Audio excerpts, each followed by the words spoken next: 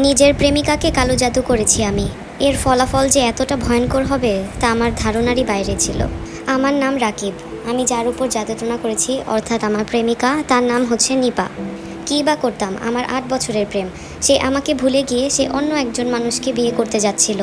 আমার কোনো খারাপ উদ্দেশ্য ছিল না, আমি শুধু তাকেই চেয়েছিলাম। অনেক চেষ্টা করে যখন ব্যর্থ হয়েছি তখন আমি কালো জাদুর সাহায্য নেই। চলুন মূল ঘটনায় চলে যাই। আজকে থেকে প্রায় 8 মাস আগের কথা। আমার প্রেমিকা নিপা হঠাৎ একদিন কলেজে আসা বন্ধ করে দিয়েছিল। প্রথম দিন না আসাতে কোনো সমস্যা হয়নি, কিন্তু দ্বিতীয় দিন তৃতীয় দিন না আসাতে পরে আমার সন্দেহ হয়। তখন আমি তাকে ফোন করার চেষ্টা করি, অনেকভাবে রিচ আউট করার চেষ্টা করি, কোনোভাবেই তাকে আমি যোগাযোগ করতে পারতেছিলাম না। পরে আমি বাধ্য হয়ে তার বান্ধবীকে জিজ্ঞাসা করি। পরে তার বান্ধবী বলল সে দেশের বাড়ি চলে গিয়েছে। তখন আমি চিন্তা করলাম আমাদের তো কোনো ঝগড়াও হলো না, কিছু হলো না, সে আমাকে না জানিয়ে কেন চলে গেছে গ্রামের বাড়িতে। তারপর নিজে নিজেই ভেবে নিলাম হয়তো বা ফ্যামিলিগত কোনো সমস্যা হয়েছে, কিন্তু একটা কল তো করতে পারতো। তারপর সিদ্ধান্ত নিয়ে আমি আমার প্রেমিকার বাড়িতে যাব। আমাদের স্কুল জীবনের প্রেম। আমাদের পাশের বাসার এলাকায় সে থাকতো।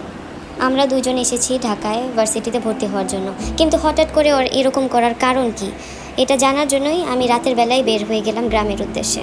আমি হঠাৎ করে না বলে আসায় আমার আব্বা আম্মা অনেক বেশি অবাক হয়। আমি হুট করে ব্যাগ রেখেই সাথে সাথে নিপার এলাকার দিকে রওনা দিই। তার বাসার পাশেই যে দেখতে পারি তাদের মেন গেটের দরজা ডেকোরেশন করে বিয়ের গেটের মতো সাজিয়ে রেখেছে। এই অবস্থা দেখে একজন ছেলের কি অনুভূতি হতে পারে এটা আপনারা বুঝতে পারবেন।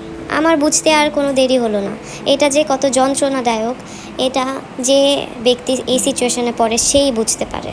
কারণ নিপার কোনো ভাই বোন নেই, যদি বিয়ে হয় এই বাড়িতে তাহলে একমাত্র নিপারই হবে। আমি এগুলো দেখে তাড়াতাড়ি করে বাড়িতে ঢুকে যেতে নিয়েছিলাম, কিন্তু এগুলো দেখে বাড়ির উঠানেই নিপার সাথে আমার দেখা হয়ে যায়। তারপর নিপা আমাকে নির্জন স্থানে টেনে নিয়ে যায়। আমি শুধু তাকে দেখছিলাম, সে আমাকে কোনো কথা বলতেও দেয়নি। সে আমাকে মিষ্টি সুরে বাইরে এনে বলতে থাকে। নিপা আমাকে বলে, শোনো রাকিব, আমি তোমাকে না বলে চলে এসেছি, তুমি যাতে কোনো ঝামেলা না করো। আর আমাদের মধ্যে যা ছিল সব সম্পর্ক শেষ। আমাদের মধ্যে যাই ছিল না কেন তুমি সব কিছু ভুলে যাও। আজ আমার গায়ের হলুদ, তুমি আমার থেকে অনেক ভালো মেয়ে পাবে, দয়া করে এগুলো ঝামেলা করিও না। আমি তারপর বললাম, কি বলছো তুমি নিপা, তোমাকে আমি এত তাড়াতাড়ি ভুলে যাব? 8 বছরের সম্পর্ক আমাদের, এটা কি কোনোভাবে হয় নাকি? নিপা আমাকে বলে, রাখো এসব ভালোবাসা, কি আছে তোমার? এখনও পর্যন্ত অনার্স ফাইনালস পর্যন্তও দাও নাই, তোমাকে বিয়ে করতে করতে আমি বুড়ি হয়ে যাব। আর এইভাবে আমাকে এতদিন বসিয়ে রাখবেন আমার বাবা মা।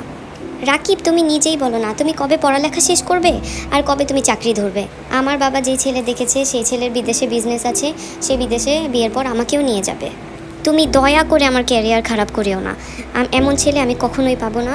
আমি আমার আব্বু আম্মুর ইচ্ছা এর জন্য বিয়ে বসে যাচ্ছি। আরে নিপা, তুমি কি ঠিক আছো নাকি আমি এগুলো স্বপ্ন দেখতেছি?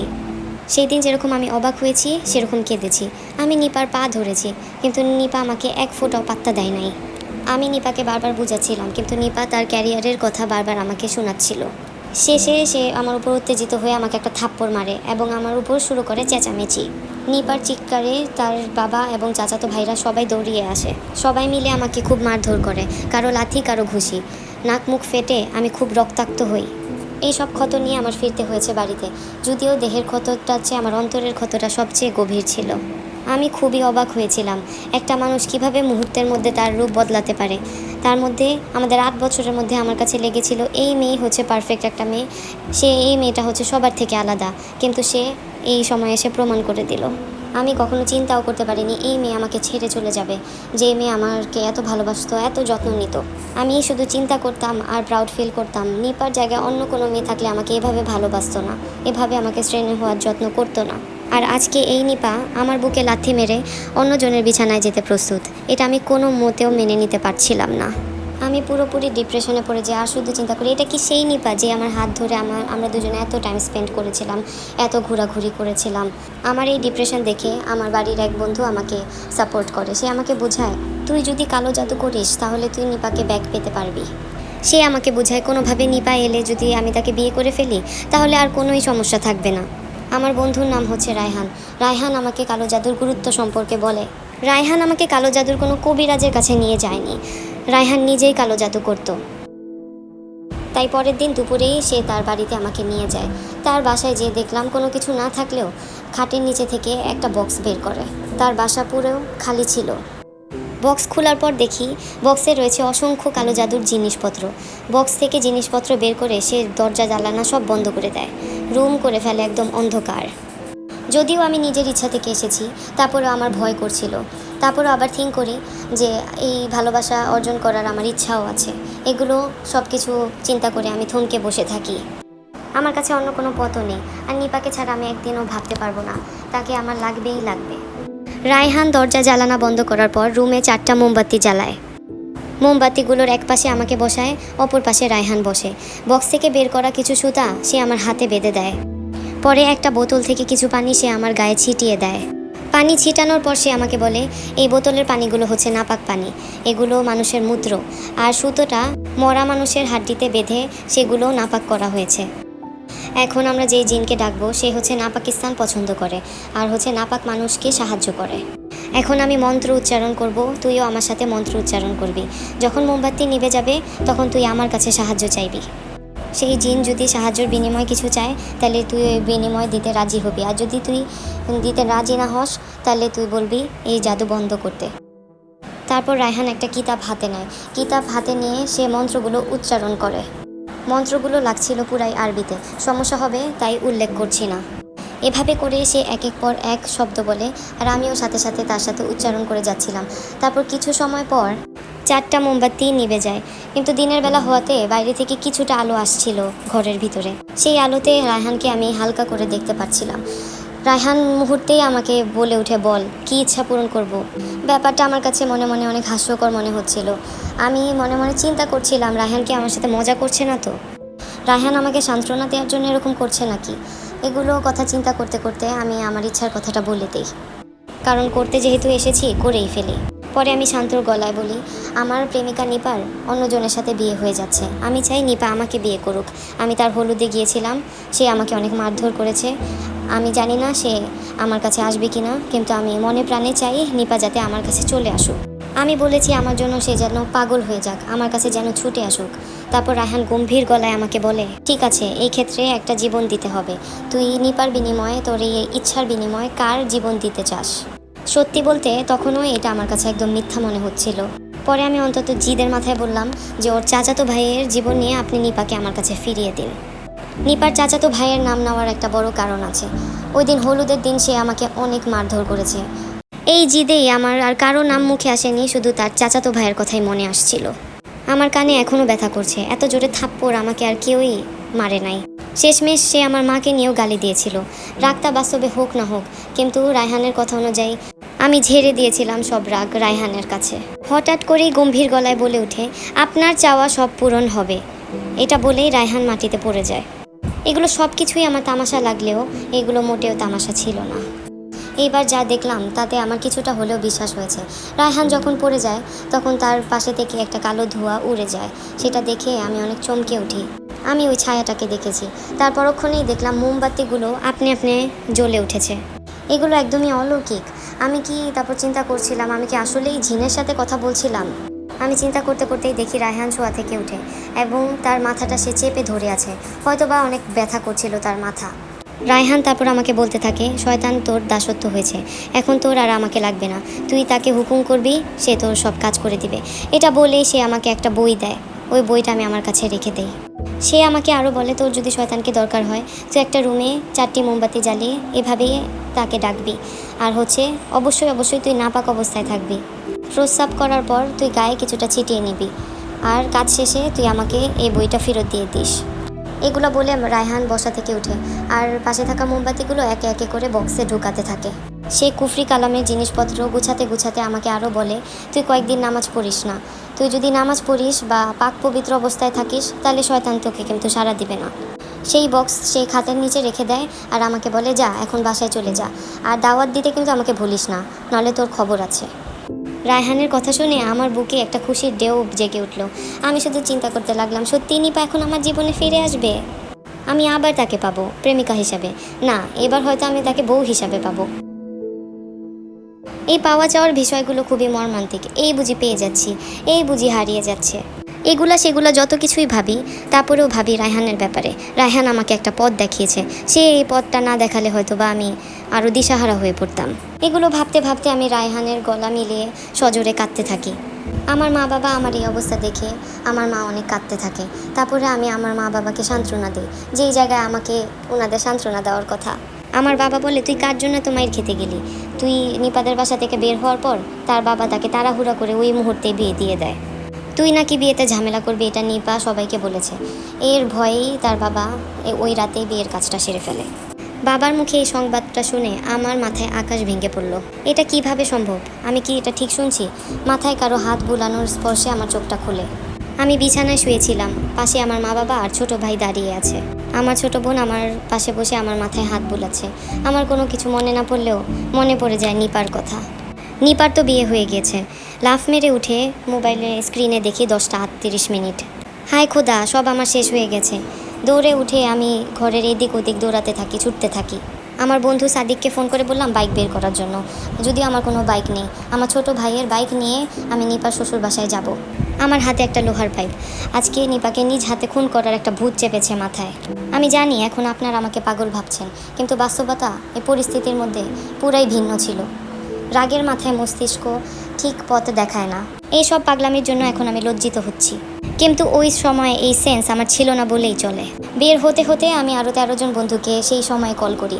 সবাই আমরা বাইক নিয়ে বেরিয়ে পড়ি তার নিপার শ্বশুর বাসায়। আমার বন্ধুদের কারো হাতে ছুরি, কারো হাতে হকি, এইসব রয়েছে। নিপা কারো খাটে যাওয়ার আগেই আমার হাতে শেষ নিঃশ্বাস ত্যাগ করবে বলে আমি বেরিয়ে পড়ি। 1.5 ঘন্টা পর আমরা নিপা শ্বশুর বাসায় পৌঁছাই। বাসায় ঢোকার পরই যাকে পাচ্ছি তাকে আমরা আঘাত করে যাচ্ছিলাম।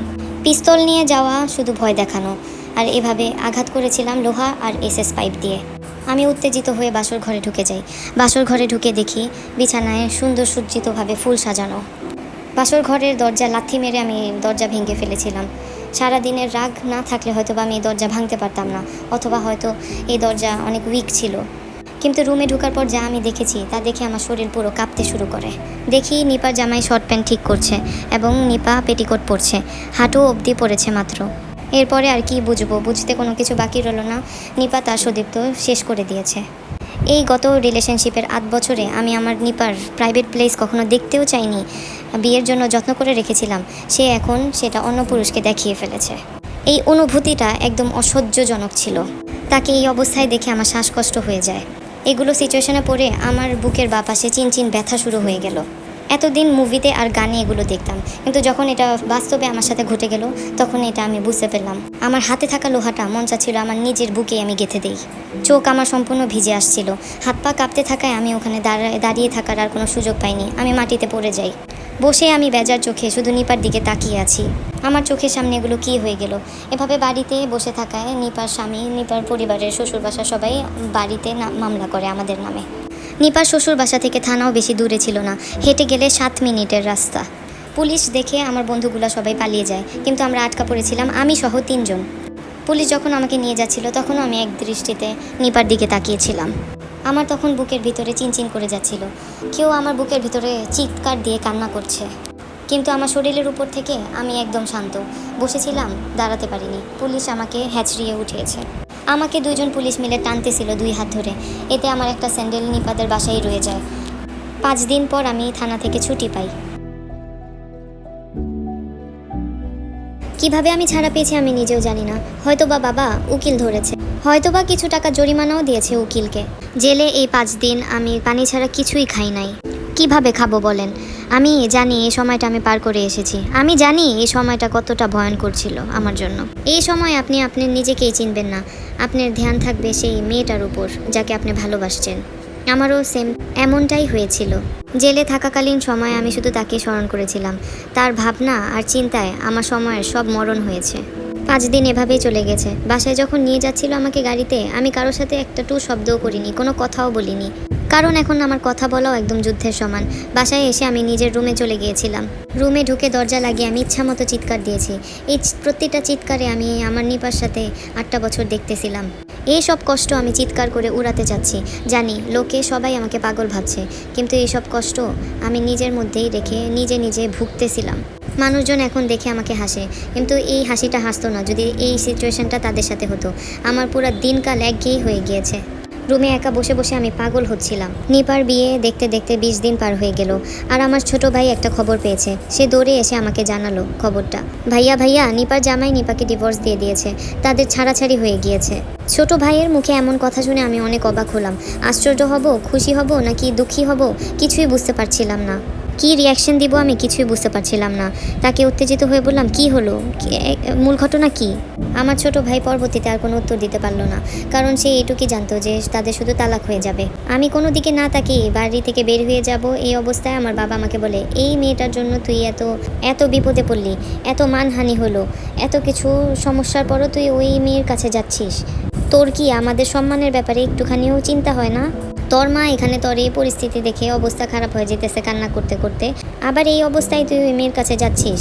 আমাদের কি কোনো মূল্য নাই তোর কাছে? মানুষ আমাকে বাজারে ছি ছি করে যাইতে থাকে, আমি কাউকে কিছু বলতে পারি না, মুখ নিচে করে আমার থাকতে হয়, একমাত্র কার জন্য? তোর জন্য। আচ্ছা আমাদের কথা বাদ দে, তোর নিজের তো অন্তত লজ্জা হওয়া উচিত। তুই এত অপমান অবিচার হওয়ার পরেও তুই এমন কেন করছিস বাবা? সেই দিন আব্বুর কথায় আমার পা আটকিয়ে যায়। যাইনি আমি। আর কার জন্যই বা যাব? যেই আমাকে ধোকা দিয়েছে তার জন্য? যেই মেয়ে অন্য পুরুষের বিছানায় গিয়েছে তার জন্য? শেষমেশ বাবার এতগুলো কথা শুনে আমার যেতেও ইচ্ছা হয়নি। শুধু যেতে ইচ্ছা করতেছিল এটাই একমাত্র জানার জন্য যে ওর ডিভোর্সটা হয়েছে কিসের জন্য। তারপর আমি সোজা রুমে এসে পড়ি। তারপরে 23 দিনের মাথায় ঘটে আরও একটা দুর্ঘটনা। ভোরবেলায় আমার হঠাৎ ঘুম ছুটে যায়। তখন বাড়ির সবাই ছিল একদম ঘুম। বাড়ির বাহিরের আবহাওয়া একদম শীতল ছিল। আমার বুকের বাপাশে চিনচিন ব্যথা করতেছিল।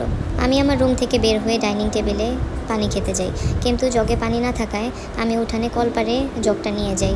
জগ নিয়ে যখনই আমি দরজা খুলে বের হতে নিব, তখনই আমি দেখি আমাদের উঠানে নিপা দাঁড়িয়ে আছে। আমি নিজের চোখে নিপাকে দেখে বিশ্বাস করতে পারছিলাম না। আবার ভাবতেছিলাম নিপার এই হাল কেন? তার চোখের নিচে পুরো গর্ত হয়ে গিয়েছে, চোখে পুরো গোল কালো দাগ পড়ে গিয়েছে। শুধু কালো দাগই না, লাগছিল কেউ কালি মেখে দিয়েছে, এতটা ডার্ক ছিল।